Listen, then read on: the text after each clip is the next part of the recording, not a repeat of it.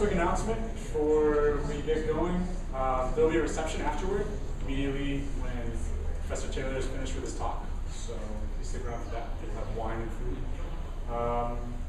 My name is Joe Blankholm, and I'm a PhD student in the Religion Department here. I have the pleasure and the honor of introducing Professor Mark Taylor, who is chair of the Religion Department and also co-director of the Institute for Religion, Culture, and Public Life.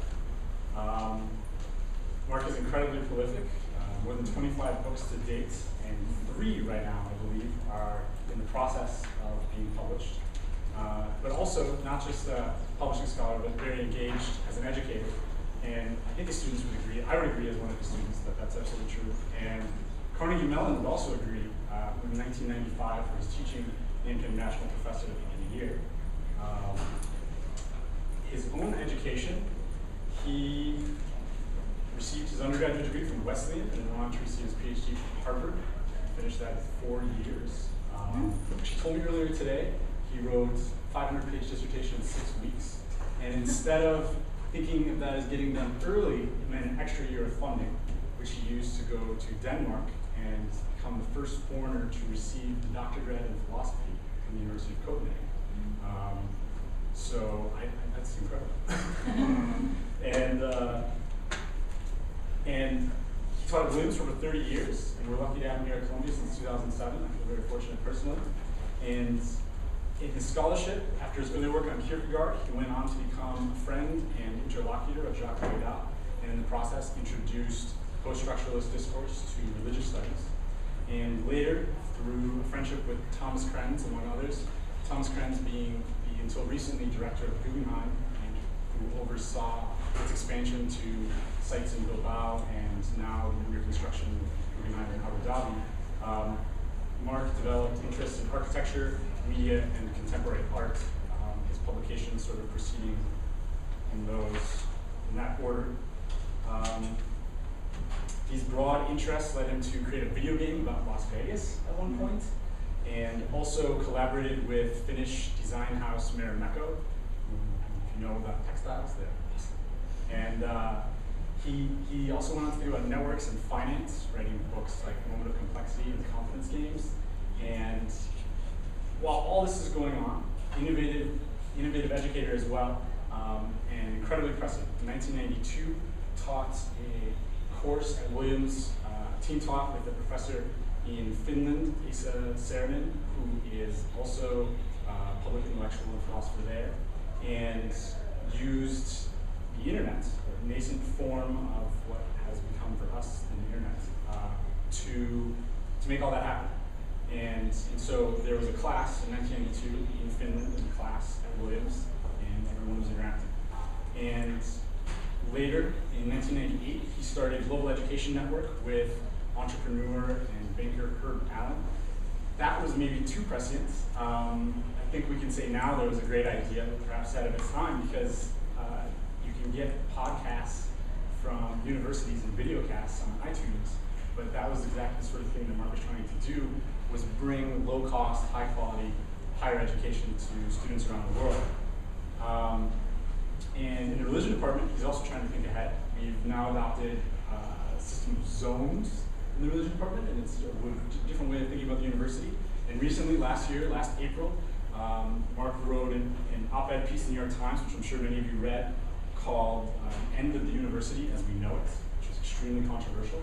And one of the books that's currently in the process of being published is a book, I believe, with Random House, that is on that subject of rethinking the university. And I guess I would say I'm a direct benefit of this innovative approach to education, because right now, instead of writing a paper for Market Networks class, I get to start a chocolate business, which is inevitably going to fail, but that's what I'm going to do instead of writing a paper. And it's fascinating, and it's just as rigorous, if not more rigorous, because Mark didn't have it any other way. So without further ado, I would love to come on and take over.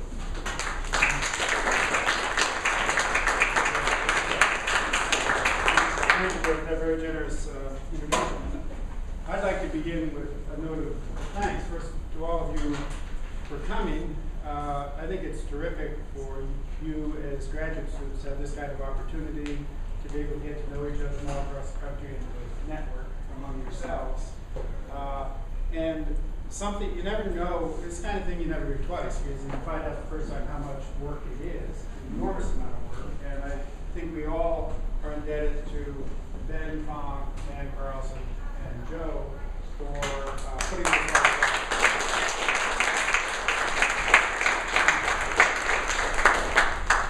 I'm going to talk about many of the things that Joe summarized as sort of a genealogy of my thinking on lots of different things. The things that I've done over the years seem disparate, not to hold together, and indeed, I have to admit that as I was doing them, I didn't understand.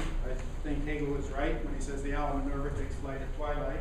We don't understand what we've done until we look back over it and sort of see the trajectory. That's certainly been the case for me. I'm going to raise a broad range of issues.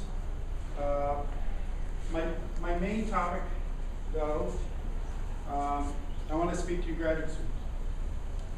And the main thing I want to speak about is the repressed other of the university, and that's teaching. It's not true everywhere, but the dirty secret is that teaching is nowhere more disdained than most research universities. Their status is measured by how little you teach. I taught 36 years at an undergraduate institution, and I spent a good bit of my life, probably more of my life than I should have spent, writing books.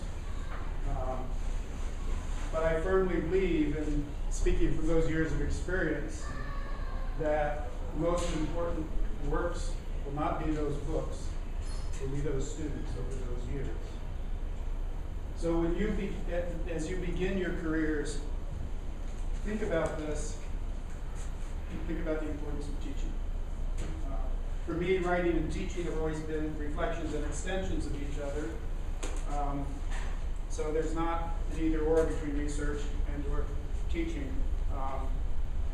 But the point I'm making, I can summarize briefly by a little anecdote. It was told to me by a friend of mine, who was for about 10 years the president of Williams and is now the president of Northwestern, Morty Shapiro. Morty's an economist and a very gifted teacher.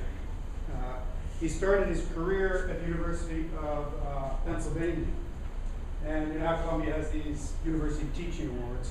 Morty won one in his first or second year of teaching. And a senior member of his department told Morty, do not put that on your resume.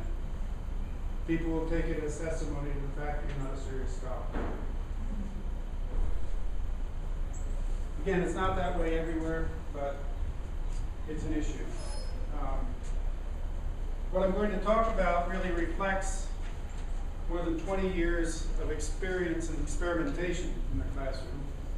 The book that Joe mentioned on higher education, I hadn't intended to write, but the op-ed sort of stirred up a hornet's nest. And as the editor kept pressing me for examples of the kinds of things that I was talking about, I discovered the obvious, that I've been sort of working on this stuff for a long time. But it gave me the chance to think back over and try to put it all together.